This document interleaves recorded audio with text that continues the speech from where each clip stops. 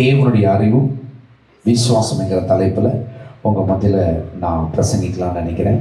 கர்த்தர் தாமே இதை சொல்லுவார். எல்லோரும் நல்ல ஒரு நிமிஷம் ஆண்டுகிறேன். எல்லோரும் நல்லா கண்களை மூடி ஆண்டுகிறேன். நல்லா கேளுங்க. ஆண்டுகிறேன், தேவனுடைய வார்த்தை எனக்கு ஜீவனை கொண்டு வரும். அந்த ஜீவனை கொண்டு வருகிற வார்த்தை கேட்கிற கிருபை எனக்கு தாங்கப்பா. உங்களுடைய பிரசன்னத்தை நான் முழுவதுமாக வாங்கட்டேன் சுவாமி, முழுவதும் வாங்கட்டேன். முழுவதுமாக எனக்கு அந்த கிருபை தாங்க, கிருபை தாங்க, கிருபை தாங்க சுவாமி. இயேசுவின் நாமத்தில் பிதாவே, ஆமென், ஆமென், ஆமென். எபேசியர் 1:17-19 வாசிங்க.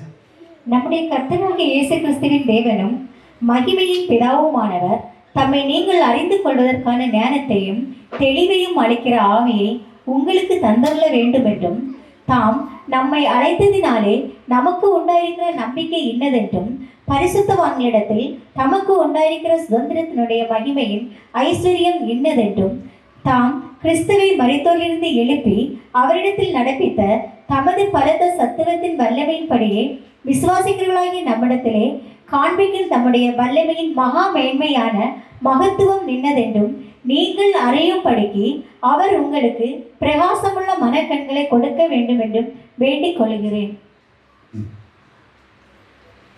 இந்த வசனத்தை கூட வாசிங்க.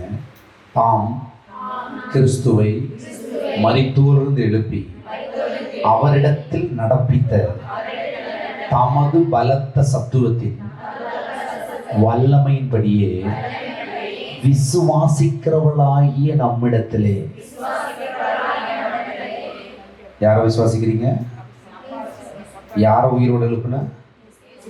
இயேசுவை உயிரோடு எழுப்பின பிதாவின் வல்லமையை விசுவாசிக்கிறவர்களாகிய நம்மிடத்தில் காண்பிக்கும் தம்முடைய வல்லமையின் மகாமேன்மையான மகத்துவம் இன்னதென்று நீங்கள் அறியும்படிக்கு அவர் உங்களுக்கு பிரகாசமுள்ள மனக்கண்களை கொடுக்க வேண்டும் என்று வேண்டிக் கொள்கிறேன்.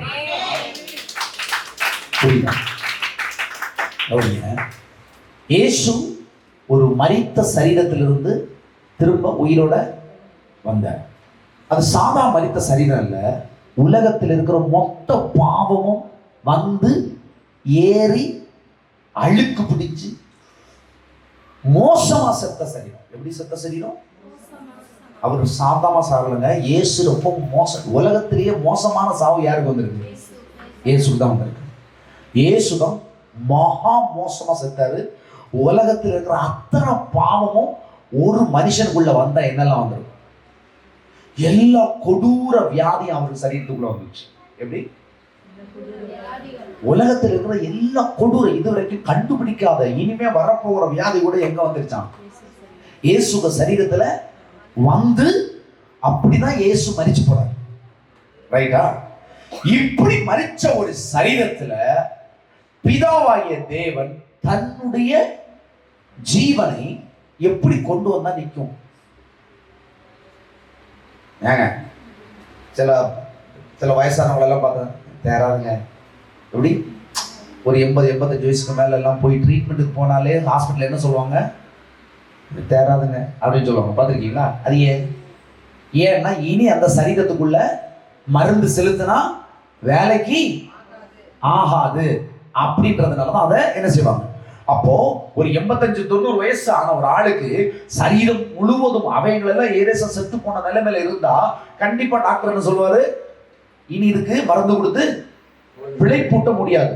நான் சொல்றேன், உலகத்தில் இருக்கிற அத்தனை வியாதிகள், டிப்ரெஷன், டென்ஷன், எல்லா வியாதியும் வந்து செத்த ஒரு சரீரம் இனி பிழைக்குமா? பிழைச்சதுங்க. பிழைக்கல, பிழைச்சது. அது எப்படி பிழைச்சிருக்கும்? அது எப்படிப்பட்ட மருந்த உள்ள இறக்கணும் இல்லையா? அப்படித்தானே? அவ்வளவு வல்லமையான மருந்தை தானே உள்ள இறக்கணும். அப்படித்தானே? அதுதான் இந்த வசனங்க. விசுவாசிக்கிற உங்களுக்கு பாருங்க, தம் கிறிஸ்துவை மரித்தோரிலிருந்து எழுப்பி அவரிடத்தில் நடப்பித்த தமது பலத்த சத்துவத்தின் வல்லமையை விசுவாசிக்கிற நம்மிடத்தில் காண்பிக்கும் தமது வல்லமையின் மகா மேன்மை. உங்களுக்கு சின்ன சின்ன பிரச்சனை, உங்களுக்கு என்ன, உங்களுக்கு ஒரு சரீரத்துல ஏதோ ஒரு பிரச்சனை தான் இருக்கும். அவருக்கு உலகத்தில் இருக்கிற அத்தனை சரீரத்தில் இருக்கிற பிரச்சனை அவருக்கு சரீரத்தில் வந்துருச்சுங்க. அந்த சரீரம் மறுபடியும் உயிரோடு எழுப்புது. ஏன் எழுப்புச்சுன்னா, இனி ஒரு சரீரமும் மரிக்க கூடாது என்பதற்காக அதை விசுவாசிக்கிறவர். அந்த விசுவாசிக்கிறவருக்குள்ள எந்த வல்லமை இருந்ததுன்னா, இனி பிழைக்கவே முடியாதுமா. இது ஒரு சரீரமே, வசனம் சொல்றது அவருடைய சரீரம் முழுவதும் எப்படி ஒரு நிலத்தை உழுவது போல உழப்பட்டது அப்படின்றது. ஒரு நிலத்தை உழுது போட்டு எத்தனை பேர் அந்த வயல் உழுது பார்த்துருக்கீங்க? நம்ம பசங்களுக்கு எல்லாம் தெரியாது.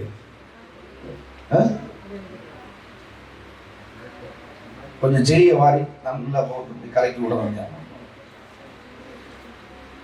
குளம் பாத்தீங்களா? குளம் பார்த்துருக்கீங்களா? குளத்து உள்ளதான் இந்த குளம் பாருங்களேன். இந்த குளத்துல நீங்க பார்த்துருப்பீங்க, இந்த குளம் மத்தி அப்படியே போற டைம்ல அந்த செடி மாதிரி இருக்கும் பாருங்களேன். அதே மாதிரி இந்த கொக்கு ஏதாவது மீன் பிடிக்க வரும், அதுல எல்லாம் உழுது போட்ட மாதிரி இருக்கும்ல. அந்த மாதிரி தேவனுடைய சரீரம், இயேசு கிறிஸ்துவின் சரீரம் என்ன செய்யப்பட்டது? முழுவதுமாய் உழப்பட்டது. இந்த உழப்பட்ட சரீரம் அவ்வளவுதான். அது ஒண்ணுமே கெட்டி தச்ச கூட முடியாது. தச்சா கூட எப்படி இருக்கும்? அப்படி இருக்கும். ஒண்ணுமே செய்ய முடியாது. பாருங்க, சிலவங்க எல்லாம் சின்ன ஒரு தையல் வந்துருக்கும், அதை வச்சிருப்பாங்க, அது அப்படியே ஸ்கேரா தெரியும். பாத்துருக்கீங்களா? இவருக்கு மொத்தமா கிழிஞ்சது ஒரு சரீரம். அதாவது ஒரு செடிய உழுதா எப்படி இருக்கும் அப்படி பிரிக்கி விட்டு அப்படிதான் அவருக்கு சரீரம் இருந்தது. இந்த சரீரத்துக்குள்ள தேவன் ஜீவனை மறுபடியும் என்ன செஞ்சிருக்கிறாரு? அது எதுக்கு கொடுத்தாரு? நீங்களும் நானும் அதை விசுவாசித்து எந்த சரீரமா இருந்தாலும், எந்த நிலையில உன் வாழ்க்கை இருந்தாலும், என் வல்லமை அவ்வளவு ஆழமா போய் உன்னை உயிர்ப்பிக்கும். இயேசுவையே, அவ்வளவு பாவத்தை சுமந்த இயேசுவையே நான் அந்த மோசமான சரீரத்தையே என்ன செஞ்சிருக்கிறேன், நான் மீட்டெடுத்திருக்கிறேன். என் ஜீவன் அதை மீட்டுக் கொண்டிருக்குது. இதை நீ அறிந்து கொள்ளுகிற மனக்கண்கள் உனக்கு வேணும்னு சொல்லு. அது புரிஞ்சுக்கிறீங்களா? இந்த மனக்கண் நமக்கு தேவைப்படுங்க. அதை அறிகிற மனக்கண் சொல்லுங்க. அதை அறிகிற பிரகாசம் உள்ள மனக்கண்கள் எனக்கு தாங்கப்பா. பவுல் அதுக்கு தான் ஜெபிக்கணும். அதுக்குள்ள பிரகாசம் உள்ள மனக்கண். சும்மா இயேசு மரிச்சாரு, அவரு பாத சொன்னாரு, 3ஆம் நாள் வந்தாரு, அப்படி இல்லை. எப்ப உலகத்தின் பாவங்க, பாவத்தின் வியாதிகள், சிலர் பாவம் நெஞ்சு வியாதியில சிக்கிப்பாங்க. பார்த்துருக்கீங்களா? மோசமான பாவத்தில தான் வியாதி வருது. சிலது பாவத்தை சில பாவத்தை செஞ்சதுனாலேயே அவனுக்கு அந்த வியாதி வந்துடும். கிட்டே போக முடியாது. குஷ்டரோகம் இதெல்லாம் மோசமான. இதெல்லாம் வந்தா ஒரு சரீரம் எப்படி நாரும் இல்ல, இல்லையா? நாய் நக்கிற மாதிரி இருக்கும், இல்லையா? அவ்வளவு மோசமான சரீரத்துக்குள்ள தேவன் உயிரை கொண்டு வர முடியும்னு சொல்லி உங்களுக்கும் எனக்கும் சாட்சியாய் இயேசுவை காட்டியிருக்கிறார். இது அறிகிற மனக்கண்ணு நமக்கு வேணும். என்ன வேணுமோ? இந்த கண்ணு வந்து என்னது? சாதா கண்ணு. மனக்கண்ணுன்னா அறிவு கண்ணு. சொல்லுங்க, அறிவு கண்ணு. இந்த அறிவு கண்ணு திறந்துச்சுன்னு வச்சுக்கோங்களேன், நீங்க வேற மாதிரி விசுவாசியா மாறுவீங்க. அந்த அறிவு கண்டு திறந்தாதான் விசுவாசம். அந்த பலத்த சத்துவத்தின் வல்லமையை விசுவாசிக்கிறவனாகிய நம்மளிடத்தில் காண்பிக்கும் தமது வல்லமையின் மகா மேன்மையான மகத்துவம் என்னதென்று அறியும்படி பிரகாசம் உள்ள. என் கூட இருங்க. வெட்டுதான், அண்டிதான். இல்லையா? கண்ணெல்லாம் அப்படியே இருக்கட்டும். அறிவு கண்ணு வேற சொன்னேன்.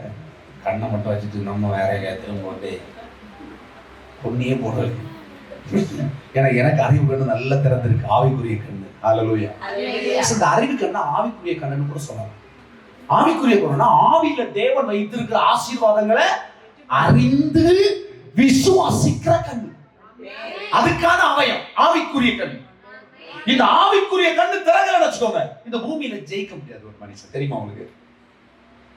ஒரு மனுஷனுடைய முழு வெற்றி எங்க இருக்குதுன்னா, இந்த கண்ணு திறக்கிறது இல்ல, இந்த கண்ணு திறக்கிறது இல்ல, ஆவிக்குரிய கண்ணு. ஹல்லேலூயா. அது ஆவியானவர் வந்துதான் தர. ஆவியானவர் இல்லாம அது திறக்காது. எது இருந்தா திறக்கும்? ஆவியானவர் இருந்தா தான் அது திறக்கும். சரியா? திருப்பி கொள்ளுங்க. யோவான் 14:17. உலகம் அந்த சத்திய ஆவியானவரை காணாமலும் அறியாமலும் இருக்கிறபடியால் அவரை பெற்றுக்கொள்ள மாட்டாது. அவர் உங்களுடனே வாசம் பண்ணி உங்களுக்குள்ளே இருப்பதால் நீங்கள் அவரை அறிவீர்கள். கவனிங்க, உலகம், உலகம்னா யாரு? தேவனை அறியாத உலகம், அறியாத ஜனங்கள். இயேசு கிறிஸ்துவை அறியாத ஜனங்களுக்கு அந்த ஆவியானவர் இல்லை. எப்படி? இந்த மனக்கண்கள் திறக்கிற, மனக்கண்களை திறந்து இவர் நடத்துகிற வெற்றிக்கு, தேவன் தீர்மானித்த வெற்றியின்படி, தேவன் தீர்மானித்த ஜீவனை இழந்ததை திரும்ப பெற்றுக் கொள்ளுகிற அந்த சக்தி, அந்த வல்லமை உள்ள அந்த கண்ணு உலகத்துக்கிட்ட இல்ல. ஏன் பாருங்க, அந்த சத்திய ஆவியானவர், சத்தியம் என்னது? சத்திய ஆவியானவர் வார்த்தையின் ஆவியானவர். வார்த்தை வசனத்தின் ஆவியானவரை காணாமலும், உலகம் வசனத்தின் ஆவியானவரை காணாமலும் அறியாமலும் இருக்கிறபடியால் அவரை பெற்றுக்கொள்ள மாட்டாது. அவர் உங்களுடனே வாசம் பண்ணி உங்களுக்குள் இருப்பதால் நீங்கள் அவரை அறிவீர்கள். அது யாரு? சத்தியத்தை அறிஞ்சவங்க, சத்தியத்தை கேட்க விரும்புறவங்க, சத்தியத்துக்கு இடம் கொடுக்கறவங்க. நீங்க எல்லாம் சத்தியத்துக்கு இடம் கொடுக்குறீங்க, சத்தியத்தை கேட்கறீங்க, அப்படித்தானே? ஆனா உலக சத்தியத்தை இப்ப கேட்காது. இப்ப என்ன உலகம் என்ன செய்யுது? சீரியல் பார்த்துட்டு இருக்குது. உலகம் என்ன செய்யுது? ஞாயிற்றுக்கிழமை ரெஸ்ட் இருப்போம்னு சொல்லிட்டு என்ன செய்யுது? அந்த மொபைலை போட்டு நோண்டி நோண்டி மண்டை கிறுக்கு பிடிச்சு நீங்க எல்லாம் என்ன போவீங்க. அவங்க எல்லாம் சர்ச்சுக்கு வராத எப்படி இருப்போம்?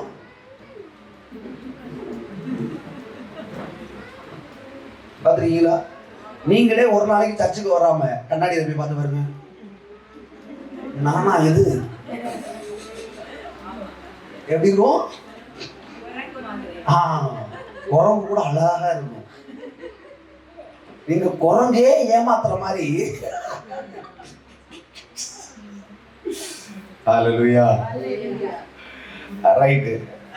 பாருங்க, அப்போ இந்த உலகத்துக்கு இந்த சத்தியம் தெரியாது. கவனிங்க, உலகத்துக்கு இந்த சத்தியம் தெரியாது. ஆனா நீங்க சத்தியத்தை கேட்கறதுனால என்ன ஆகுதுன்னா உங்க மனக்கண்கள் திறக்கப்படுகிறது, ஆவிக்குரிய கண்கள் திறக்குது.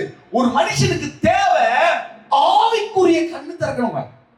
இந்த ஆவிக்குரிய மனுஷன் பிழைச்சிட்டான்னு வச்சுக்கோங்க, மாம்ச மனுஷன் பிழைச்சிருவோம். நம்ம என்ன செய்யறோம்னா இந்த மாம்ச மனுஷனை போட்டு என்ன செய்யறோம்? ஒர்க் அவுட் பண்றோம், நல்லா சாப்பிடுறோம், காலையில ஃபேஸ் பேக் போடுறோம், சாயங்காலம் ஒரு பேக் போடுறோம். என்ன பேக் போட்டாலும் சர்ச்சுக்கு வராம மூஞ்சிய பார்த்தா பேக்கு மாதிரி தான் இருக்கு. இல்ல, அப்படி நான் கருதுகிறேன். நிஜத்தை சொன்னேன். நீங்க வேற ஏதாவது போட்டு என்ன சிலவங்க நேற்றுக்கு 2 நாளா இது பண்ணாதனால நம்ம முகம் ஒரு மாதிரி இருக்கும். சாயங்காலம் இந்த இன்னைக்கு ஞாயிற்றுக்கிழமை சர்ச்சுக்கு போகல, சாயங்காலம் அந்த சடங்கு வீட்டுக்கு போகணும். பார்த்துக்கிடுங்க எப்படி பேச ரெடி பண்ணிடுவாங்க. பார்த்துருக்கேன் நான், பார்க்கல, அறிஞ்சிருக்கேன். கவனி, அப்போ உலகம் எப்படி இருக்குது? சத்தியத்தை தெரியாததுனால ஆவிக்குரிய கண்ணு அவங்களுக்கு திறக்கல. அதுக்கு அர்த்தம் என்னன்னா ஆவியானவர் அவங்களோட இல்ல. ஆவியானவர் இல்லைனால என்ன நடக்குதுன்னா உனக்கு இங்க ஜெயிக்கக்கூடிய பலன் இல்லாம போகுது. நீங்க எல்லாரும் ஒரு வெற்றிக்கு நேரா புறப்பட்டு போயிட்டே இருக்கிறீங்க. போகாம இந்த உலகம் உங்களை விடாது. நீ சும்மா இருந்தாலும் இந்த உலகம் ஒன்ன நீ வெற்றி அட, உனக்கு அது வேணும், உனக்கு தேவை தேவைன்னு உன்னை புஷ் பண்ணிட்டே தான் இருக்கும். அதனால எல்லா மனுஷனும் தேவனை தேடுறானோ இல்லையோ இந்த உலகம் அவனை உந்தி கொண்டு போயிட்டே இருக்கும். எதுக்கு நேரா? வெற்றி பெறு, ஜெயித்துக்கோ, இதுல எப்படியாவது நீ முடிக்கணும், இதை செஞ்சுதாகணும் அப்படின்னு சொல்லி இது பண்ண பாருங்க. சிலவங்களுக்கு தூக்கம் வராது பாருங்க. ஆனா என்ன செய்யும்? எல்லாரும் தூங்கிட்டாங்க. ஐயோ எனக்கு தூக்கம் வரலையே, அதனால வெப்ராணம் வந்தே தூங்க மாட்டாங்க பாருங்க. அப்போ எல்லாரும் தூங்குறாங்க. ஐயோ அது ஒரு சுத்த தூங்குவாம இருப்பாங்க பாருங்க. மொபைல போட்டு நோண்டுறது, டிவி எல்லாம் பாக்குறது, சீரியல் பார்ப்பாங்க. சாயங்காலம் 5 மணிக்கு தொடங்குற சீரியல் இப்போ எனக்கு எப்படி தெரியாது, இந்த 5 மணிக்கு தொடங்க சீரியல் ஒரு 11 மணிக்கு முடியும். அடுத்து 11 மணிலேருந்து 5 மணிக்கு தொடங்கினதெல்லாம் ஓடும். அடுத்து திரும்ப ஓடும், தெரியாதா? பார்க்கறாங்க, தெரியும் தானே? அது திரும்ப ஓடும். ஏன்னா பார்க்காதவர்கள் பார்க்கலாம். இவன் இந்த சாயங்காலம் பார்த்து நைட்டும் பார்த்து வாழ்க்கையே போச்சு பாருங்க. இப்படி எல்லாம் என்ன செய்வாங்கன்னா வாழ்க்கையை இந்த உலகத்துக்கு நேரம் திருப்புவாங்க. ஏதோ ஒரு கட்டத்துல ஸ்டக் ஆயிடுவாங்க. அவங்க நினைச்ச இடத்துல நினைச்சது மாதிரி ரீச் பண்ண முடியாது. ஏன்னா ஆவிக்குரிய பலன் அவங்களுக்கு இல்லை. ஆவிக்குரிய பலன்னா மனக்கண்கள் திறக்கிற மாதிரி எதிர்காலத்தில் அவங்க எப்படி இருப்பாங்க, என்ன செய்யணும் அப்படிங்கிற நோக்கத்தை அவங்க அறியாம, சத்தியத்தை அறியாம இருக்கிறதுனால இந்த சத்திய ஆவியானவர் அவங்களோட ஹல்லேலூயா. சத்திய ஆவியானவர் இல்லைன்னா உங்களை சத்தியமான வழியில, வெற்றியின் வழியில நடத்துறதுக்கு உங்களுக்கு ஆள் இல்லைன்னு அர்த்தம். சிஸ்டர், பிரதர், நீங்க பணத்தை சம்பாதிச்சாலும் சரி, கடவுள் இல்லாம பணத்தை சம்பாதிக்க நீ ஆசைப்படலாம், கடவுள் இல்லாம பணத்தை சம்பாதிச்சிருக்கலாம். இதுல ரெண்டுல ஒரு விஷயம் புரிஞ்சுக்கோ. கடவுள் இல்லாம பணத்தை சம்பாதிக்க போறேன்னா கஷ்டப்படுவேன். கடவுள் இல்லாமலே ஒருவேளை நீ சம்பாதிச்சேன்னா அதை செலவு பண்றதுல கஷ்டப்படுவேன். கண்டிப்பா உனக்கு என்ன இருக்குது, பிரச்சனை இருக்குது. நம்ம என்ன நினைக்கிறோம், அவன் சர்ச்சுக்கே போகல, தேவனே இல்லை, அவன் நல்லா இருக்க, அவன் நல்லாவே இல்லடா. ஏன்னா அவனுக்கு சத்தியம் இல்லை. ஏன்னா சத்திய ஆவியானவர் இல்லை. நீ தேவனுடைய வசனத்தை கேட்கலன்னா வசனத்தின் ஆவியானவர் உன் கூட இருக்க மாட்டான். தேவனுடைய வசனத்தை கேட்கும்போது அந்த வசனத்தின் ஆவியானவர் குமாரனை மரித்தோரிலிருந்து எழுப்பின, வார்த்தையை மரித்தோரிலிருந்து எழுப்பின அந்த பிதாவின் ஆவியானவர் இப்பொழுது வார்த்தையை கேட்கிற உங்களிடத்திலும் என்னிடத்திலும் உள்ள வந்திருக்கிறார்.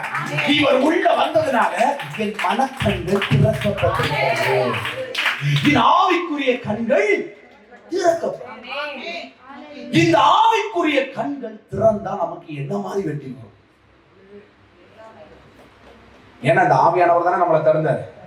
அப்ப அவர்கிட்ட ஒரு பிளான் இருக்குல்ல, நம்மளை எப்படி வச்சிருக்கணும், என்ன மாதிரி கத்தா இருக்கணும் இல்லையா?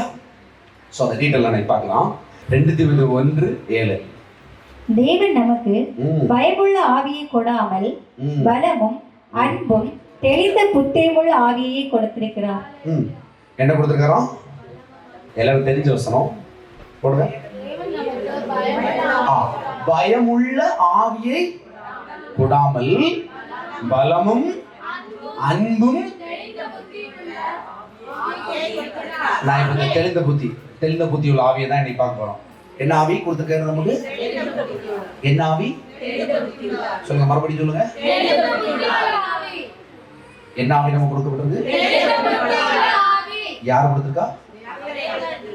தேவன் நமக்கு தெளிந்த புத்தி உள்ள ஆவி. அதே போடுறா தெளிந்த புத்தி அப்படின்னா கேட்கும். ஆவி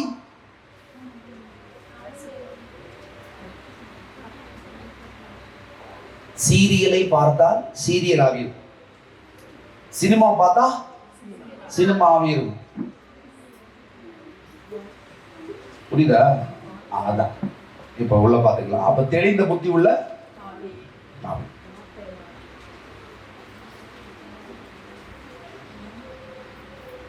தெளிந்த அப்படின்னா தெளிந்த, அதுல என்ன இருக்குல்ல, தெளிந்த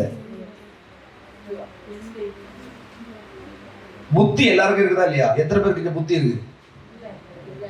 அது எல்லாரும் எக்கச்சக்கம். ஆனா என்னன்னா வேதம் சொல்றது புத்தி இல்ல, தெளிந்த புத்தி. அதனால அக்கானியில என்ன வரும்? சுண்ணாம்பு எதுக்கு? தண்ணி மாதிரி தெளியும். அந்த தண்ணி மாதிரி தெளிகிறது தான் அக்கானி. கரெக்டு தானே? சுண்ணாம்பு தடவாத போட்டா கள்ளி கள்ளன். அப்போ சுண்ணாம்பு தடை போட்டா தெளிஞ்சு வரும்ல. அதுக்கு அது என்னது? தெளிஞ்சு வர்றதுக்கு பேர் என்னது? அக்கானி. அந்த அக்கானி தான் கடைசியில காய்ச்சி பயணி. ரைட். அடுத்த ப்ராசஸ் நிறைய இருக்கு. அது கரைப்பட்டி, சுக்காப்பி அப்படின்னு நிறைய ப்ராசஸ் அப்படி இருக்கு. அப்ப இங்க என்ன புத்தி இல்ல, என்ன சொல்லுது நமக்கு தேவன் எப்படிப்பட்ட புத்தியை கொடுத்திருக்காராம்? தெளிந்த புத்தி. இங்க எல்லா பையனுக்கும் புத்தி இருக்கு. இப்ப உலகத்துல இருக்கிறவன்கிட்ட என்ன இருக்குது? பயங்கர புத்தி. சொல்ல கொஞ்சம் பயங்கர புத்தி. பாஸ்டர் என்ன பயா புருஷன் பயங்கர புத்தி. ஆனா பார்த்தா புத்தி வேற சைஸ்ல போகும். அடுத்து கொஞ்ச நாள் கழிச்சு வேற கிளை முளைச்சு என்ன செய்யும்? வேற மாதிரி போகும். ஏன்? தெளிந்த புத்தி இல்லாததினால். எது வேணும் நமக்கு? தேவன் கொடுக்கிற தெளிந்த புத்தி. அது சாப்பிடலாம், அது இனிக்கும். புரியுதா? அந்த பாருங்களேன், அந்த பைனி அதாவது அந்த தெளிஞ்சதுல வர்றதான் பைனி, கருப்பட்டி, சுக்காப்பி, அப்படி கற்கண்டு, அது தெளிஞ்ச வருவது பாருங்க. தெளிஞ்சதுலாம் வரும். நீங்க தெளிஞ்ச புத்திக்குள்ள இருந்தீங்கன்னா அது தேவனுடைய புத்தி. அந்த தேவனுடைய புத்தி அப்ப என்னெல்லாம் ப்ராசஸ் கொடுக்கும் பாருங்க. கொடுக்குதா? ஒரு ஒரு ஒரு ஒரு அக்கானிலே ஒரு பதநீர் அப்படித்தானே முதல்ல இருக்கிறது. ஒரு பதநீர் தெளிய வச்சா அக்கானிலிருந்து பைனி, கருப்பட்டி, சுக்காப்பி, கரகண்டு அப்படின்னு நிறைய போகுது இல்ல. நான் சொல்றேன், உங்களுடைய தெளிந்த புத்தி என்ன கொண்டு வரும்? தெளிந்த புத்தியே அவருடைய ஐட்டம், அவருடைய ஸ்பெஷல். இங்க எல்லாரும் புத்தி இருக்குது. ஆனா தேவனுடைய சத்தியத்தை கேட்டு தேவனுடைய பிள்ளைகளா நீங்க வளரும் போது அவர் உங்களுக்கு கொடுக்கிற தெளிந்த புத்தி அவருடைய புத்தி, அவருடைய ஸ்பெஷல். அப்ப நீ அவர் என்ன மாதிரி இருந்தா என்ன மாதிரி நடக்குமோ அந்த மாதிரி நீ, அந்த மாதிரி ஒரு புத்தி, தெளிந்த புத்தி. ஹல்லேலூயா, ஹல்லேலூயா, ஹல்லேலூயா. நல்ல கவனிங்க. முதல் வசனம் என்னது? அவருடைய உயிர்த்தெழுதலின் வல்லமைய வசனத்தை போடு. அந்த மணக்கண் என்ன மணக்கண்ணு? கிறிஸ்துவை மரித்தோர்ந்து எழுப்பி தமது பலத்த சத்துவத்தின் வல்லமையை விசுவாசிகள் நமக்கு காண்பிக்கும்படி தம்முடைய வல்லமை மகா மேன்மையான மகத்துவம் இன்னதென்று நீங்கள் அறியும்படி அவர் உங்களுக்கு பிரகாசம் உள்ள. எப்படி அந்த செத்து நாத்தாடிச்ச மோசமான அழுக்கு பிடிச்ச எல்லா பாவத்தை சுமந்த அந்த மோசமான கோர சரீரத்திலிருந்து தேவன் மறுபடியும் ஜீவனை கொண்டு வந்திருக்கிறார்ல, அந்த ஜீவன் அந்த ஒண்ணுமே பிழைக்க வாய்ப்பே இல்லவா, வெறும் மண்ணு. அது அந்த மண்ணான சரீரத்துக்குள்ள தேவன் உயிரை கொண்டு வர முடியும்னா அது தெளிந்த புத்தி.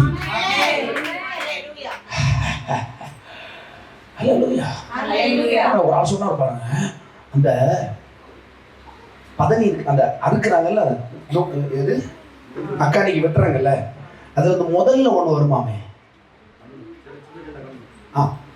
அதுல முதல்ல ஃபர்ஸ்ட் எடுப்பாங்க ஒரு கனி. அது எனக்கு என்னன்னு சொல்ல தெரியல. அதாவது பதனிக்கு எடுப்பாங்கல்ல, அது முதல்ல அந்த சின்ன குருல இருந்து என்ன எடுப்பாங்களா வெட்டி, அந்த அந்த என்ன சொல்லுவாங்க மறந்து தெரியல. அந்த பதநீர் தாய்ப்பாலுக்கு சமமா. எப்படி? தாய்ப்பாலுக்கு சமமா. ஒரு பனையாரி அவருக்கு பனையாரி முதலாளி அவருக்கு பனையாறிட்டு இருந்த ஒருத்தன் செத்து போயிட்டான். பிள்ளை அப்பதான் பிறந்துதான். எப்படி? அவங்க வீட்டுல அவர் தாயாரும் செத்து போனாங்களா இன்னும் தெரியல. அப்படி செத்து போன மறந்துட்டேன். அந்த பிள்ளைய அவர் தான் வளர்த்துனாராம். எதை கொடுத்து வளர்த்துனாராம்? அவர் சொன்னாரு அது தாய்ப்பாலுக்கு சமமானது. புரியுதா உங்களுக்கு? தெளிந்தது. First quality, best quality. தேவன் கொடுக்கிற அந்த பெஸ்ட், அந்த முதன்மையான அந்த ஞானம், அந்த அறிவு வரும்போது அந்த அறிவுக்குள்ள இருக்கிற ஆவி, நீங்க என்ன நினைக்கிறீங்கன்னா இங்க பாருங்களேன். இப்ப பாருங்களேன். ஸோ இப்போ அட்ரித்து சிஸ்டத்துல என்ன செய்யறான்? வேலை செஞ்சுட்டு இருக்கிறான், வசனம் எல்லாம் போடுறான் இல்லையா? பாக்குறீங்க இப்ப தானே. இப்ப அவனுக்குள்ள என்ன இருக்குது? ஆவி. இந்த ஆவி தெளிந்த புத்தி உள்ள ஆவி என்ன செய்யும்? எந்த ஆவி? தெளிந்த புத்தி உள்ள ஆவி யாருடைய ஆவி? அப்பாவோட ஆவி. அதனாலதான் பாருங்க எபேசியர் நான் முதல்ல போட்ட வசனத்தை டப்புன்னு. எப்படி வசனத்தை எப்படி ஃபிங்கர் டிப்ஸ்ல நான் வைக்கிறேன் வச்சுக்கோ. தெளிந்த புத்தி அதுல எப்படி அப்படியே அவருடைய வார்த்தை அப்படியே. அதே மாதிரி உனக்கு தேவன் ஒரு விஷயத்தை ஸ்பெஷலா டேலண்டடா கொடுத்துருக்காருன்னா அதுல தெளிந்த ஆளா இருப்ப. வேண்டாம் கேட்கவே வேண்டாம். அந்த அதை செயல்படுத்தக்கூடிய முழு கிருபையும் உனக்கு கொடுக்கப்படும். சொல்ல போனா அந்த வேலையை நீ செய்ய மாட்ட, ஆவியானவரே தான் செய்வார். கிறிஸ்துவ மரித்தோர் எழுப்பினார்ல ஆவி, செத்த சரீரத்தை உயிர்ப்பிச்சு இல்ல, அந்த ஆவி உனக்குள்ள இருந்தா சாவுக்கேதுவான இந்த சரீரத்தை உயிர்ப்பிக்குமா? சாவுக்கேதுவான இந்த புத்தியை உயிர்ப்பிக்கும். சாவுக்கேதுவான இந்த சரீர அவயங்களை உயிர்ப்பிக்கும். சத்து போன என் தலைமுறைய தலை தூக்க வச்சிடும். இறந்து போன எல்லா பேர்களையும் மறுபடியும் அதான் அந்த ஆவி. ஹல்லேலூயா. ரைட் திருப்பி கொடுங்க. லூக்கா 10:19. இதோ சர்ப்பங்களையும் தேள்களையும் மிதிக்கவும் சத்துருகளுடைய சகல வல்லமையையும் மேற்கொள்ளவும் உங்களுக்கு அதிகாரம் கொடுக்கிறேன், ஒன்றும் உங்களை சேதப்படுத்த மாட்டார்கள். இங்க பாருங்க, இந்த ஆவி எதுக்கு வந்துச்சுங்க? இந்த அறிவு. பரிசுத்த ஆவியானவர் எதுக்கு வந்தாரு? இதோ சர்ப்பங்களை தேள்களை மிதிக்கவும் சத்துருவனுடைய, சத்துருன்னா யாரு? பிசாசுடைய சகல வல்லமைகளை மேற்கொள்ளவும் உங்களுக்கு அதிகாரம் கொடுக்கிறேன். ஹல்லேலூயா. எதுக்கு நான் உங்களுக்கு எனக்கு எதுக்கு அதிகாரம் கொடுத்துருக்கு? ஐயோ எனக்கு முடியல பாருங்க, எனக்கு அந்த கஷ்டமா இருக்குங்க, இந்த வியாதியா இருக்குங்க, இதுல இருந்து எழும்ப முடியலங்க, எனக்கு ஒரே போராட்டமா இருக்குதுங்க அப்படின்னு நீ சொல்லுவியா? அப்படின்னு சொல்லக்கூடாது. ஏன்? இதோ சர்ப்பங்களையும் தேள்களையும் மிதிக்கவும் சத்துருவனுடைய சகல வல்லமை. அவனுடைய வல்லமை என்ன? மெயின் வல்லமை என்னது? தந்திரம், சூழ்ச்சி இல்லையா? அவனுடைய சகல சூழ்ச்சி தந்திரங்களை மேற்கொள்ளும்படி தேவன் உங்களுக்கும் எனக்கும் அவருடைய பலன் வந்திருக்குதான். முதல்ல சொன்ன ஆவிக்குரிய கண்கள் எப்படி திறக்கும்? வசனத்தை கேட்கிற முதல் திறக்கும். பிரதர் சிஸ்டர், உங்க வாழ்க்கையில நீங்க வெற்றி காண வேண்டிய சகலவற்றுக்கும் தேவன் உங்களுக்கு ஒருபோதும் தடையே இல்லை. எப்படிங்க? நீங்கள் வெற்றி காண வேண்டிய எந்த காரியத்தையும், பாவத்தை மேற்கொள்ளணுமா, அதிகாரம் உள்ள பிள்ளையா எல்லாவற்றையும் ஜெயிக்கணுமா, இது எல்லாவற்றுக்கும் தேவன் உங்களுக்கு துணை நிற்கிறார். அப்ப எதுதான் பிரச்சனை? தெளிந்த புத்தி.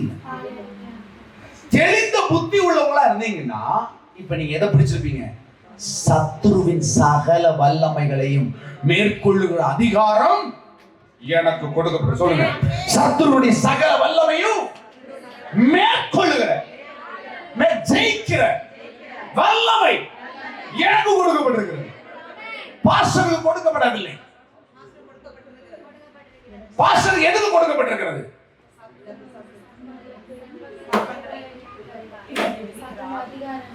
அவருக்கு வேற வேலை தொழில் இல்லை. நம்ம தலையை காட்டிக்கொண்டே இருக்கணும். அவருக்கு குறுக்கு கொடுத்து விடுங்க. சோதரா போக மாட்டேளா?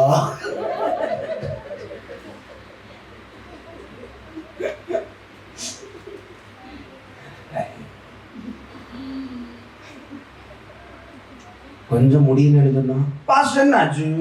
சின்ன வசனம் என்ன இந்த நமக்கு ரிகிட் அடிக்கிறது.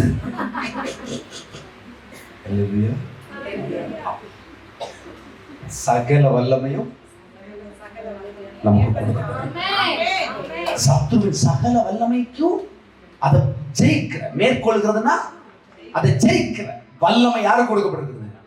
யாரால் கொடுக்கப்பட்டது? செத்து நாரி புழுத்து ஒண்ணுக்கும் உதவாத அந்த இயேசுக்குரிய அந்த பாவத்தை மேற்கொண்ட அந்த பாவத்தை முழுவதும் சுமந்த அந்த இயேசுவின் சரீரத்துக்குள்ள வந்தார்ல பிதாவின் ஆவியானவர். அந்த பிதாவின் ஆவியானவர் அதுக்குள்ள போய் அவரை உயிரோட எழுப்பினார்ல, அந்த அதிகாரம் உள்ள தேவனுடைய நாமம் சொல்லுகிறது, சகலவற்றின் மேலும் உங்களுக்கு நான் அதிகாரம் கொடுத்திருக்கிறேன்.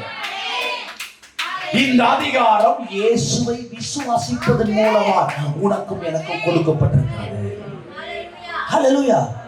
யாரை விசுவாசிக்கணும்? எபேசியர் 1:19 தானே சொல்லுது, இயேசுவை விசுவாசிக்கிறோம்.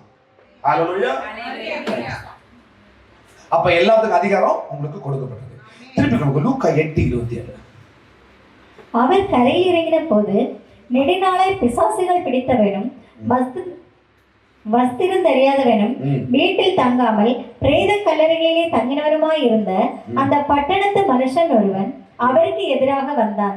அவன் இயேசுவை கண்டபோது கூக்குரலிட்டு அவருக்கு முன்பாக விழுந்து, இயேசுவே, உன்னதமான தேவனுடைய குமாரனே, எனக்கும் உமக்கும் என்ன? என்னை வேதனைப்படுத்தாத படிக்கு உம்மை வேண்டிக் கொள்ளுகிறேன் என்று மகா சத்தத்தோட சொன்னான்.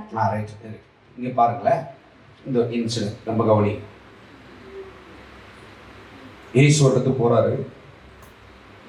போன உடனே அந்த பிசாசு ஓடி வருது. யாருக்கு முன்ன? அது சாதா பிசாசு கிடையாது, யாருக்குமே கீழ்ப்படியாது. எப்படி? யாருக்குமே கீழ்ப்படியாது. ஏன்னா அதுக்குள்ள நிறைய ஆவி உள்ள இருந்தது. நிறைய ஆவி இருக்குதுன்னா அது சொல்லுது லேகியோன். கேட்டா சொல்லுது அதுக்கு லேகியோன். அதுக்கு பேர் என்னது? நிறைய பிசாசு இருக்கு. ஒரு மனுஷனுக்குள்ள நிறைய பிசாசு இருக்கு. அவனுக்குள்ள எத்தனை அந்த அவ்வளவு பிசாசு என்ன செய்யுது? அவ்வளவு பிசாசு என்ன செய்யுதுன்னா அவனுக்குள்ள இருக்குது. அவனுக்கு ட்ரெஸ் போட்டா அவன் ட்ரெஸ்ஸை போட மாட்டான். சங்கிலி போட்டு கட்டியிருந்தா சங்கிலிய உடைச்சு எரிஞ்சிடும். அதை அடக்கவே முடியாது. அவ்வளவு மோசமான வல்லமையோட அந்த பிசாசு என்ன செய்யுது? அந்த ஊர்ல பல வருஷமா சுற்றி திரியுது. எப்படி? பல வருஷமா சுற்றி திரியுது. நம்ம ஆளு வந்தாரு. எப்படி? இயேசு வந்து அந்த இடத்துல காலை மிதிச்ச உடனே அந்த பிசாசு என்ன தெரியுது? யாருமே கீழ்ப்படியாதுங்க. அவரை கண்டோடனே என்ன செஞ்சது? ஓடி வந்து அதுவே ஓடி வருது. அது கீழ்ப்படியாதுங்க. உங்களுக்கு புரியுதா? அது கீழ்ப்படியாது. சும்மாலாம் வராது. அது கூப்பிட்டாலே வராது. ஆனா இவரை தேடி வருது. வந்து உமக்கும் எனக்கும் சம்பந்தம் கிடையாதப்பா. ஏன் நீர் என்ன கொல்றதுக்கு வந்தீங்க? என்ன அழிக்கிறதுக்கு வந்தீங்க? என் காலம் முடியலையே. இவனை போட்டு தள்ளுறதுக்கு இல்ல வந்தேன். இவனை கொண்டு இந்த ஏரியாவே நான் கலக்கிட்டு இருந்தனே. இந்த முழு கிராமத்தை நான் கலக்கிட்டு இருந்தனே. எல்லாரையும் பயமுறுத்திட்டு இருந்தனே. பிசாசு தான் பெரிய ஆளுன்னு காட்டுறது மாதிரி நான் இவனுடைய சரீரத்துல இருந்து நான் அப்படி இப்படி எல்லாம் பண்ணிட்டு இருந்தனே. இவனை கடைசியா போட்டு தள்ளிட்டு இந்த ஊருக்கு மொத்தத்துக்குமே பிசாசு தான் பெரிய ஆளுன்னு, நான் தான் பெரிய ஆளுன்னு காட்டலான்னு இருந்தனே. என் காலம் வர்றதுக்கு முன்னாடி நீ ஏன் வந்தேன்னு கேட்டது. கேட்டுட்டு அதை என்ன செய்து? கவனமா கவனிங்க. அந்த ஆவி பாருங்க, அவன் இயேசுவை கண்டபோது கூக்குரல் 28 கொடுங்க. அவருக்கு முன்பதாய் விழுந்து, இயேசுவே, உன்னதமான தேவனுடைய குமாரனே, எனக்கும் உமக்கும் என்ன? என்னை வேதனைப்படுத்தாதபடிக்கு உம்மை வேண்டிக் கொள்கிறேன் என்று மகா சத்தத்தோடு சொன்னான். அந்த அசுத்த ஆவி அவனை விட்டு போகும்படி இயேசு கட்டளையிட்டபடினாலே அப்படி சொன்னான். அந்த அசுத்த ஆவி வெகு காலமாய் அவனுக்குள்ளே பிடித்திருந்தது. அவன் சங்கிலிகளால் விலங்குகளால் கட்டப்பட்டு கட்டுண்டு காவல் பண்ணப்பட்டிருந்தும் கட்டுகளை முறித்து போட்டுவிட்டு பிசாசினால் வனாந்தரங்களுக்கு துரத்தப்பட்டிருந்தான். எங்க போறான் அவனுக்கு தெரியாது. அவன் வனாந்தரத்துல, இந்த காட்டுல, அதாவது டெசர்ட்ல யாருமே இல்லாத இடத்துல அவன் என்ன செய்யறான்? அவன் இருக்கிற மனுஷன் வாழாத இடத்துல அவன் போறான். போய் வாழ்ந்துட்டு இருக்கான் பாருங்க. இயேசு அவனை நோக்கி, உன் பேர் என்னவென்று கேட்டார். அதற்கு அவன் லேகியோன் என்றான். அநேக பிசாசுகளை அவனுக்குள் புகுந்திருந்தபடியால் அந்த பேரை அந்த பிசாசு சொல்லிச்சு, தங்களை பாதாளத்தில் போக கட்டளையிடாதபடிக்கு அவைகளை அவர் வேண்டிக் கொண்டன. அவ்விடத்தில் அநேக பன்றிகள் கூட்டமாய் மலையிலே மேய்ந்து கொண்டிருந்தது. அந்த பன்றிகளுக்குள் போகும்படி தங்களுக்கு உத்தரவு கொடுக்க வேண்டும் என்று அவரை வேண்டிக் கொண்டது. யாரு வேண்டிச்சது? யாரு வேண்டிச்சது? ஏன் வேண்டது? நமக்கிட்டே சில பிசாசு போகல. எப்படி?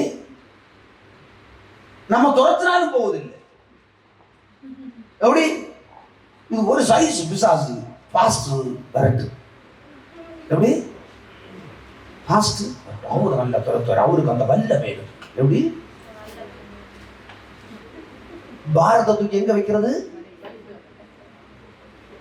ஒழுங்கா சர்ச்சைக்கு விட மாட்டேன், ஒழுங்கா ஒரு ஆராதனைக்கு விடுறது இல்லை. கேட்டா இன்னைக்கு நீ போக வேண்டாம், தெய்வம் அடுத்த தெய்வம் எங்கேயாவது போய் இட்டுவோம். நீ ஜோம் பண்ணு, நல்லா ஜோம் பண்ணு, நல்ல ஜோம் பண்ணி காப்பாற்று அப்படின்னு காப்பாற்றுன்னு கஷ்டப்பட மாட்டாங்க. கஷ்டப்பட்டுட்டு நீ ஜோம் பண்ணு, நீதான் பெரிய ஆளாச்சே. கரெக்டா? பல கரெக்ட் வருது.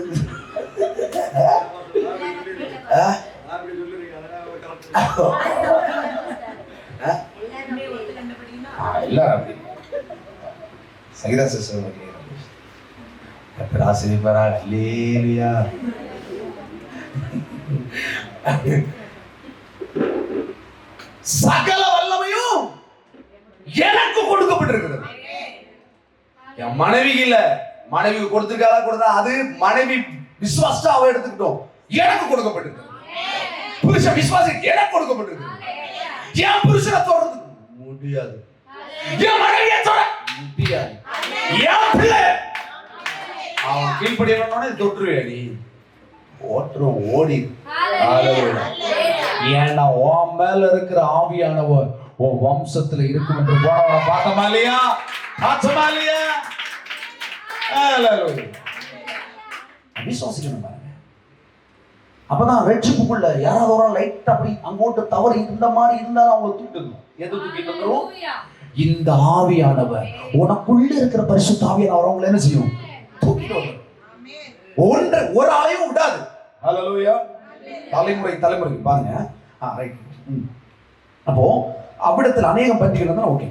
அப்படியே பிசாசுகள் அந்த மனுஷனை விட்டு நீங்கி, கவனிங்க, இங்கதான் மேட்டர்.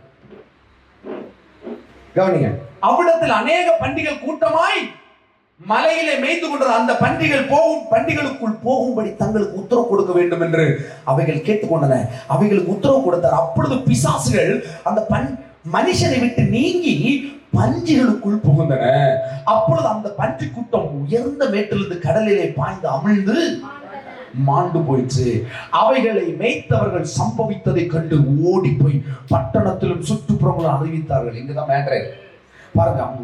அந்த பஞ்சு மேய்ச்சிருக்கிறவன் எல்லாம் பாக்குறான், அவன் திணறி போயிட்டானுங்க பாருங்க. திணறி போட்டு ஊர்ல போய் எல்லாத்தையும் சொல்லிடுறாங்க. ஊர்ல போய் எல்லாத்தையும் சொல்லியிருக்காங்க பாருங்க. பாருங்க, அப்பொழுது சம்பவித்ததை பார்க்கும்படி ஜனங்கள் புறப்பட்டு இயேசுவினிடத்தில் வந்து, பிசாசுகள் விட்டு போன மனுஷன் வஸ்திரம் தரித்து இயேசுவின் பாதத்தருகே உட்கார்ந்திருந்து புத்தி தெளிந்து இருக்கிறதை கண்டு பயந்தார்கள். ஹல்லேலூயா, ஹல்லேலூயா. அவனுக்கு புத்தியா தெளிஞ்சிருச்சுங்க. அவன் Dress போட்டிருக்கான், அவனை Dressல பார்த்ததே கிடையாது அந்த ஊரு. அப்ப அவனை கண்டு அவன பக்கத்துல போயிருப்பாங்களா அந்த யாராச்சும்? அவன் Dress எல்லாம் போட்டு அவன் புத்தி தெளிந்தவனாய் இயேசுவின் பாதத்தருகில் உட்கார்ந்திருந்து கண்டார்கள். இப்ப சொல்ற பாருங்க, உங்களுக்கு நீங்க கரெக்ட் ஆண்டவருடைய பிள்ளைங்க, உங்களுக்குள்ள ஏதாவது மோசமான ஆவி வந்தா என்ன நடக்கும்னு புரிஞ்சுக்கோங்க. இந்த பிசாசு என்ன சொன்ன, ஆரம்பத்துல சொன்ன இல்ல, இந்த பிசாசுக்கு ஐடியா என்ன தெரியுமா? ஒருத்தனுக்குள்ள வந்துருக்குச்சு, அவனை அலக்கழிச்சு, அவனை வச்சு சீனு காட்டி, அவனை வச்சு குடும்பத்தை நோகடிக்கும், அவனை வச்சு சொந்தக்காரங்களை நோகடிக்கும், அவனை வச்சு அவன் சம்பந்தங்களுக்கு நோகடிச்சு. பிசாசு தான் பெரிய ஆளு. நான் தான் நான் சர்ப்பமாக்கும்.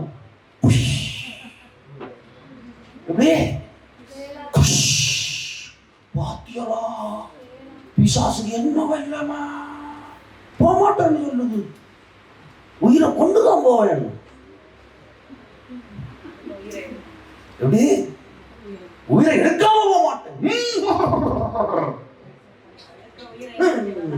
எப்படி இது ஒரு பிசாசு 2 பிசாசுனாங்க. அந்த தேசத்தை பயமுறுத்தி வச்சிருந்த பிசாசு இது தெரியுமா உங்களுக்கு? இதுல புரியுதா?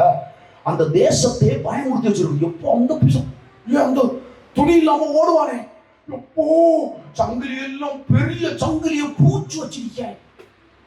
எப்படி அப்படின்னா எப்படி இருக்கும்? கொஞ்சம் சங்கிலிங்க தொங்கி இருந்திருக்கும், அப்படிதானே? முடியும் பார்த்தாலே ஒரு சைஸா இருந்திருக்கும்ல. இப்ப அவன் என்ன செய்யறான்?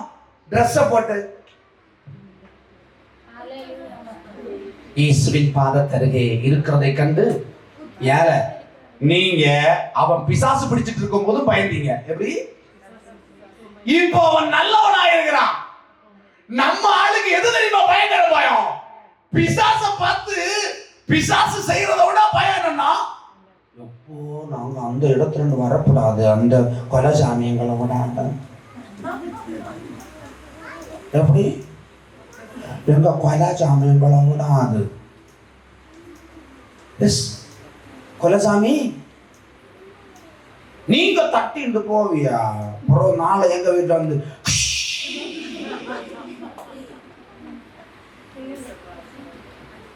இதுதான் அந்த தேசத்துல நடந்தது. அந்த லேகியன் பிசாசு பிடிச்சிருவன் பாஸ் ஆயிட்டான். தெரியுமா உங்களுக்கு? அவன் பாஸ் ஆயிட்டான். இங்க என்ன சம்பவம்னா, இந்த பிசாசை இவங்க பார்த்து பயந்தாங்க. அவன் ஆண்டவருக்கு சீஷனா மாறி வேலை செய்யறதுக்கு எல்லா அபிஷேகத்தை பெற்றான். கீழே இருந்தான்னு அர்த்தம் என்ன? அவர் அபிஷேகம் பண்ணிட்டான்னு அர்த்தம். இப்ப அபிஷேகம் பண்ணதை பார்த்த உடனே அப்பொழுது சம்பவித்ததை பார்க்கும்படி ஜனங்கள் புறப்பட்டு இயேசுவிடத்தில் வந்து, பிசாசுகள் விட்டு போன மனுஷன் வஸ்திரம் தரித்து இயேசுவின் பாதத்திலே உட்கார்ந்து புத்தி தெளிந்தவனாய் இருக்கிறதை கண்டு பயந்தார்கள். 36 பிசாசுகள் பிடித்திருந்தவர் சொஸ்தமாக்கப்பட்டதை கண்டவர்களும் அதை அவர்களுக்கு அறிவித்தார்கள். அடுத்து அப்பொழுது கத்ரேனருடைய சுற்றுப்புறத்தில் உள்ள திரளான ஜனங்கள் எல்லாரும் மிகவும் பயமடைந்தபடினால் தங்களை விட்டு போகும்படி, அட பிசாசதரடா, பிசாசு தானே விட்டு போகணும்னு சொல்லணும். இயேசுவே எங்களை விட்டு போங்க. எப்படி நீங்க போவியா? திரும்ப பொந்துக்குள்ள போய் இருந்துட்டு அடுத்து கொஷ்ன்னு சொல்லுவோம். அதான் பந்தியிலே போச்சு. அதுவே கேக்குது, என்ன அந்த பந்தியில விட்டுருங்க. நான் அந்த பந்தி உடனே என்ன செஞ்சது? கடற்கரைக்கு மேடுல இருந்து அந்த ஆவி பிடிச்ச பந்திகள் எல்லாம் எங்க விழுந்தது? போச்சு. அந்த தேசத்தை விட்டே போச்சுன்னு அர்த்தம். ஆனா பிசாசு போனாலும் இவங்க என்ன செய்ய மாட்டாங்க. இவனுடைய இருதயத்துல இருந்து பிசாசு போவோம். நாங்க விட்ட மாட்டோம். எங்க கொலை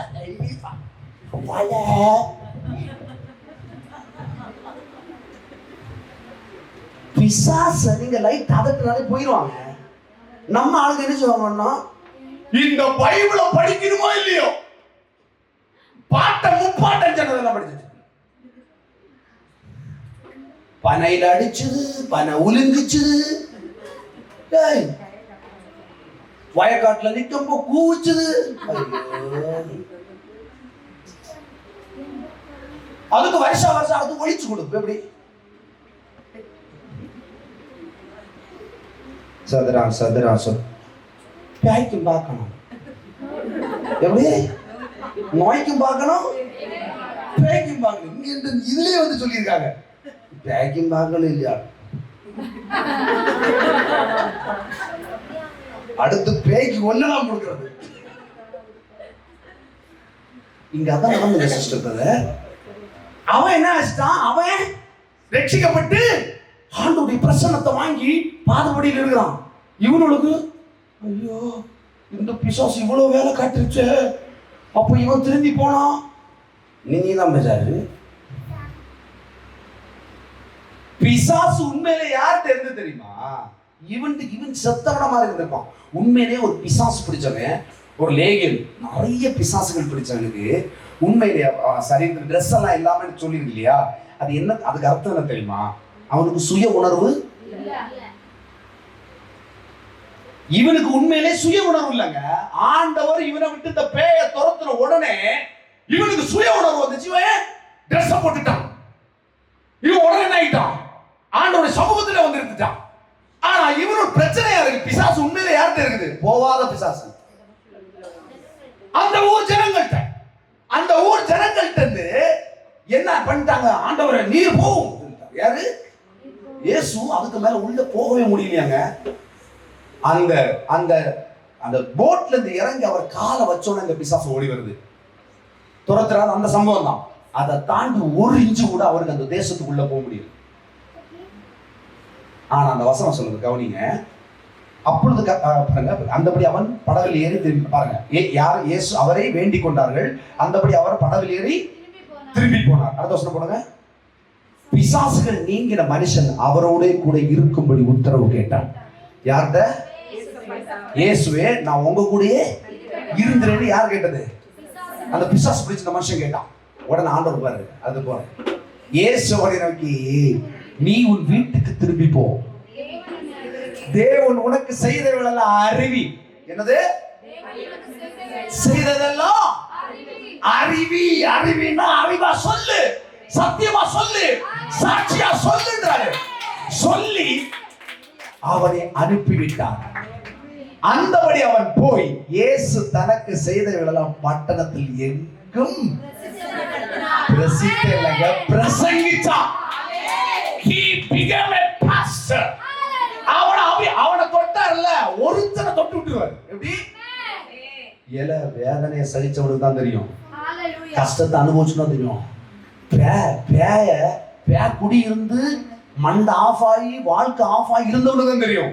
ஆனா ஒன்ஸ் அவன் தெளிஞ்சிட்டான்னு வச்சுக்கோ, கர்த்தர் அவனை தொட்டுட்டான்னு வச்சுக்கோ, அவன் தான் அடுத்த அந்த தேசத்துக்கே அங்க பிடிச்சிருக்கிற மொத்த சீக்குக்கும் அவன் தான் வைத்தியன்.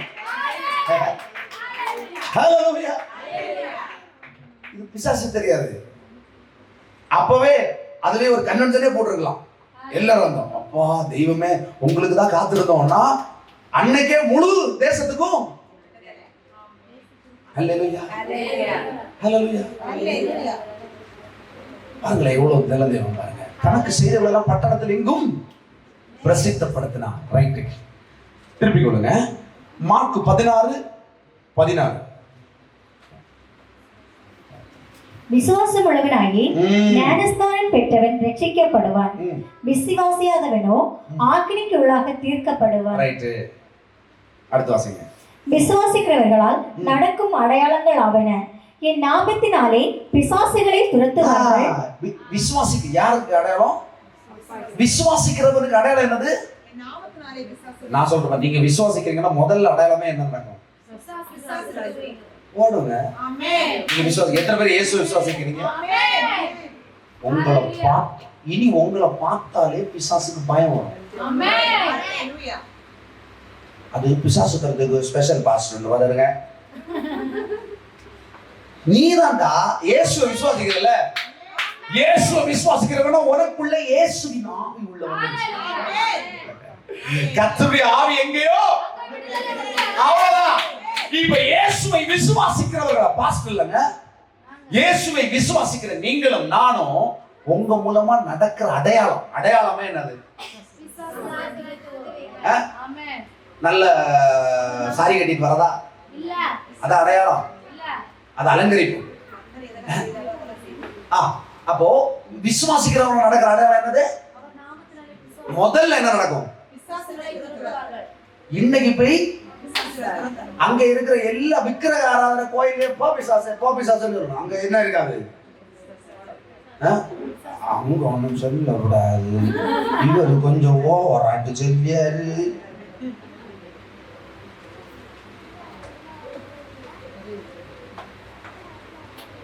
நம்ம ஆண்டவர் ரொம்ப ஓவரவர். ஒரு தேசத்துல கால சவுட்டுற உடனே என்ன நடந்தது? மொத்த பிசாசம். ஐயோ, மொத்த பிசாசுங்க. பூமி மத நிறைவும் கற்றது. எங்கெல்லாம் மோசமான கிரியைகள் இருக்கிறதோ, எங்கெல்லாம் கட்டுகள் இருக்குதோ, எந்த இடத்துல நீ போனேனா உனக்குள்ள இருக்கிற ஆவியானவர் அந்த பலமா கிரியை செய்வாரு. உனக்குள்ள இருக்கிறவர் பெரியவர், அவர்தான் பெரியவர். சத்துருவின் சகல கிரியைகளை அழிக்கிற வல்லமை உனக்கும் எனக்கு கொடுத்திருக்கிறார். நீ இல்லைன்னு சொன்னாலும் உனக்குள்ள இருக்கிறவர்.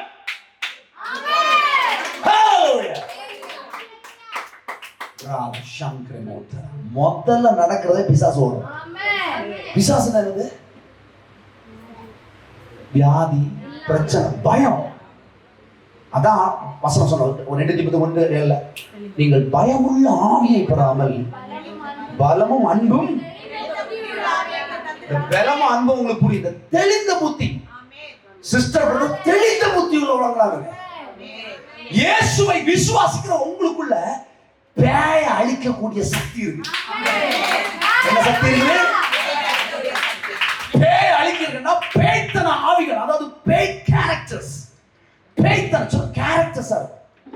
சில சுகம்பங்களுக்குள்ள ஜென்மமா அழியாம அப்படியே இருக்கும். அழியாம, புரியுதா? ஆனா அவனுக்குள்ள எப்ப இயேசு வந்தாரோ அதுவும் அழிஞ்சு போகும். அதே மாதிரி தங்கச்சி தம்பின்னு சொல்லிட்டு குட்டி போட்டுருக்கும் குடும்பத்துக்குள்ளே. பாத்தீங்களா? அதை என்ன செய்யணும்? ஆண்டவரே என்னை மட்டும் ரட்சித்தாரு, கர்த்தருக்கு ஸ்தோத்திரம், ஆனா எனக்கு புருஷன் தந்து போகவே இல்லை. என்ன சொல்லக்கூடாது? நம்ம மட்டும் எப்பவும் கிண்ணம் வாங்கணும். எப்படி? முதல் பரிசு, பேச்சு போட்டி, அந்த போட்டி, நரக போட்டி. ஆமாங்க, நரகத்தை எதுக்குற போட்டி. நீ வேற நரகத்துல போட்டி வச்சு சொல்லுவாங்க அங்கே தங்கி. நாங்க இப்ப இங்கே சொந்தக்காரர்கள்.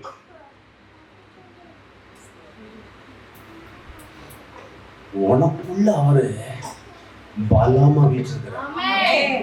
ஹல்லேலூயா. பிசாச நீ எதிர்க்கண்டா, உனக்குள்ள இருக்கிற ஆவியானவர் பிசாசை எதிர்த்துருவார். இயேசுவை போனியா எத்தனை பிசாசு எங்க இருந்து வந்த? மேற்கமண்டத்துல இருந்தா, வேர்க்கிழமையில இருந்தா, மணலிகரையில இருந்தா. மணலிகரை இருந்து எங்கிட்டு வந்த? அது கிட்ட போய் எங்கிட்டு வந்த? ஓ மணலிகரையில. யாரு? மாரியாத்தாள் தந்த வந்தியா? செல்லப்பரட்டா வந்த. அவன் உடனே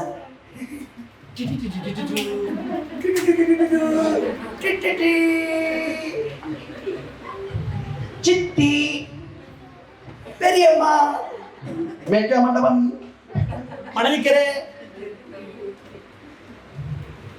பிசாச எப்படி?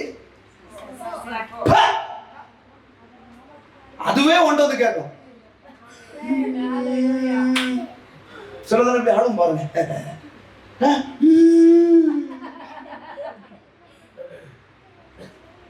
ஓடி இனி உண்ட அப்புறம் நான் எங்க போகுது? செல்ல பண்ணிட்டே போ. எப்படி? சிலவங்க அனுப்பி விட தெரியாது. எப்படி போனோம்? சில அதுவே கேட்கும். அது கேட்டதில்ல அந்த பன்றிகளோடு. அப்ப அவன்கிட்ட வந்து தொத்துறது எப்படி வந்ததுன்னு நினைக்கிறேன்? எங்கிட்ட வந்தது? மிருகத்துக்கிட்ட எல்லாம் பிசாசு இருக்கும் தெரியுமா? கர்த்தர் உங்களை தான் என்ன செஞ்சிருக்கிறாரு? சத்துருவின் சகல வல்லமைகளையும் மேற்கொள்ளுகிற பலத்தை, அந்த ஆவிய, அந்த ஞானத்தை, அந்த கிருபையை உனக்குள்ள எனக்குள்ள வச்சிருங்க.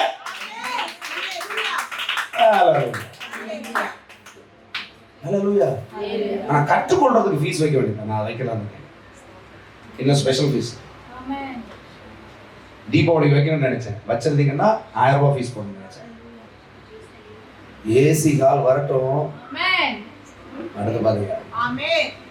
பாஸ்டர் எப்படி தம்பி என்றே மியூசிக் போடுறேன். நான் மியூசிக்கா? நீ இன்னும் மியூசிக் போடுறேன். நம்ம ஆவியானவர் போடுவார். ஹல்லேலூயா. ஹல்லேலூயா. அப்படிதான் வைக்க போறேன். ஒரு ஆள் இருந்தாலும் பிரச்சனை இல்லை. எப்படி? ஒரு ஆள் வந்தாலும் பிரச்சனை இல்லை. அவங்களுக்கு தான் ரகசியங்களை. எப்படி? ரகசியங்களை அவங்களுக்கு தான் கற்றுக்கணும். சரி, இது விசுவாசம் நடக்காது. என் நாமத்தினால் பிசாசை, நவமான பாஷையை, எனக்கு அந்நிய பாஷையை வராதுங்க. ஏன் வரலங்க? அது எங்க பாஸ்டர் சொன்னாரு. குறைஞ்சது 40-45 வருஷம் ஆனாதான் அந்நிய பாஷை. எப்படி அந்நிய பாஷை எப்படிங்க வரும்?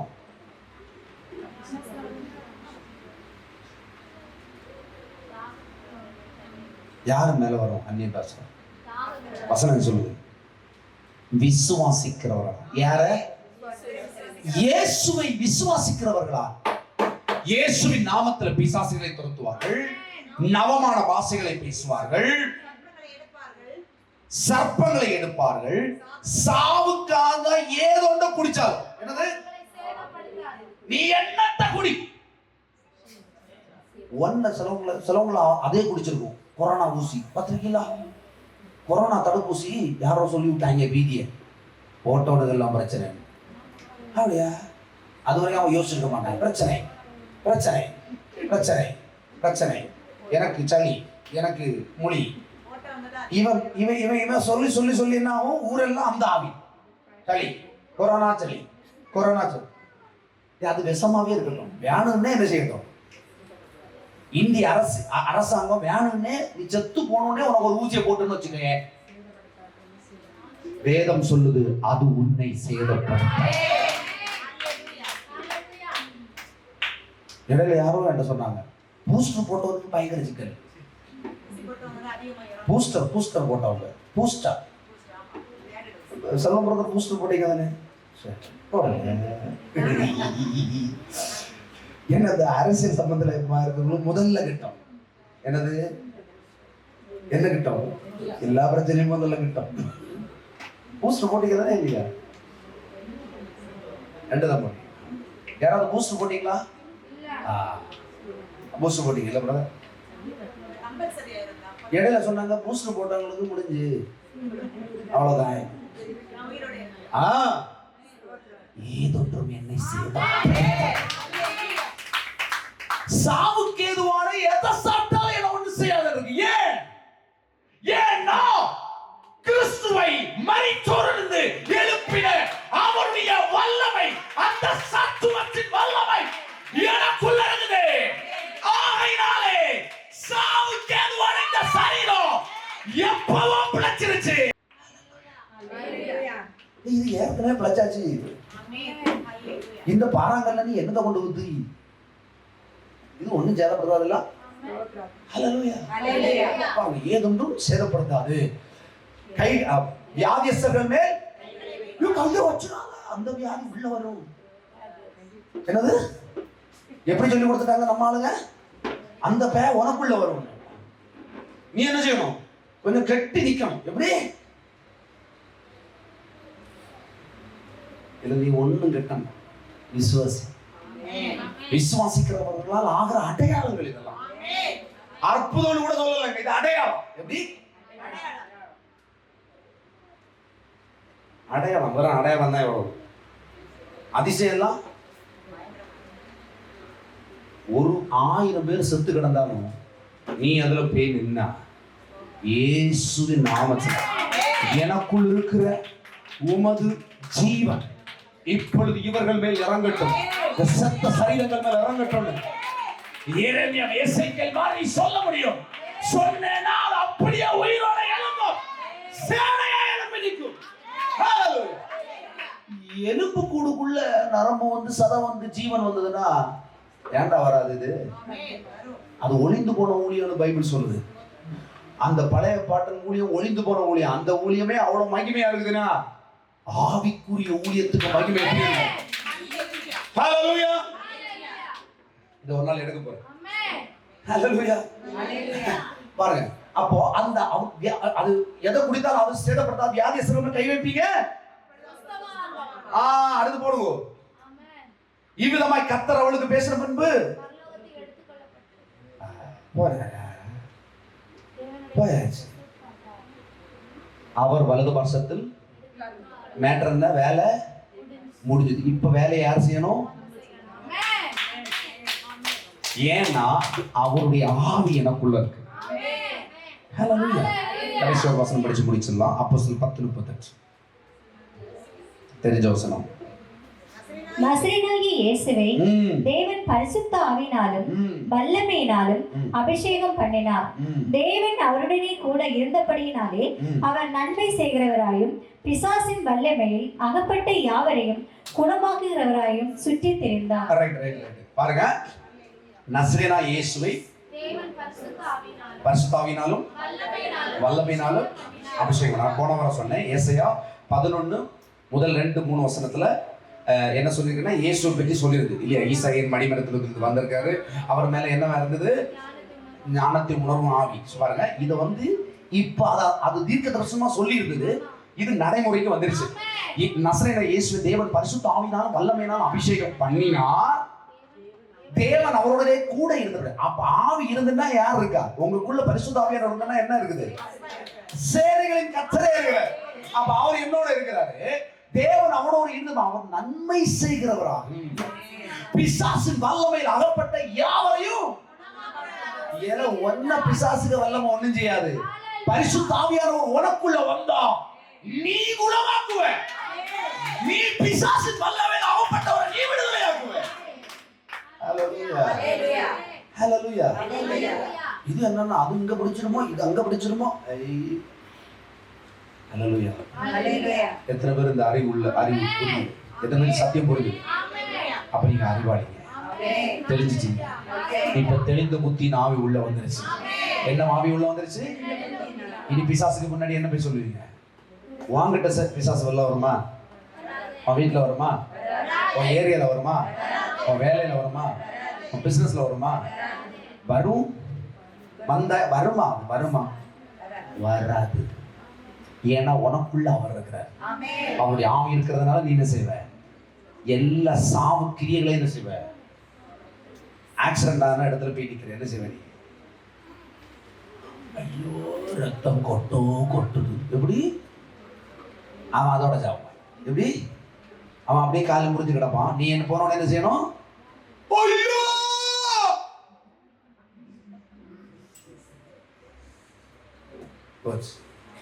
நீ என்ன செய்யணும்? ஒன்றும் இல்லை. காயப்படுங்க. இயேசுவின் நாமத்துல இப்ப குணமாக்குறேன். சுத்தி நிக்கிறவன் பைத்தியக்காரனா பார்ப்பான், ஆனா அந்த கால் உடைஞ்சவன் கஷ்டப்படுறவன் தான் பார்ப்பான். தெய்வமே, அப்ப அவனுக்கு தான் தெரியும் நீ தெய்வம். நீ மத்தவனை பார்க்காத, வேதனை படுறவனை மட்டும் பாரு, கஷ்டப்படுறவனை பாரு, பிசாசு பிடியில சிக்கி இருக்கிற மட்டும் பாரு. அவனுக்கு தான் தெரியும் நீ தெய்வம். உலகத்துக்கு அது கூத்தா இருக்கணும். ஆனா அதே உலகம் 2 நாள் கழிச்சு இப்படி கிடக்கும் பாருங்க. கிடந்தவன நீ என்ன செய்யணும்? மறுபடியும் நான் வந்திருக்கிறேன், இயேசுவின் நாமத்திலே உன்னையும் குணமாக்கும்படி வந்திருக்கிறேன். அப்படிதான் கத்தணும். ஹல்லேலூயா ஹல்லேலூயா. கர்த்தர் உங்களை ஆசீர்வதிப்பார். கர்த்தருடைய ஆவியானவர் உங்களோடு கூட இருப்பார். பலத்த செய்திகள் உங்கள் மூலமாக உண்டாகும். யாரும் எழுந்திருக்கலாம்.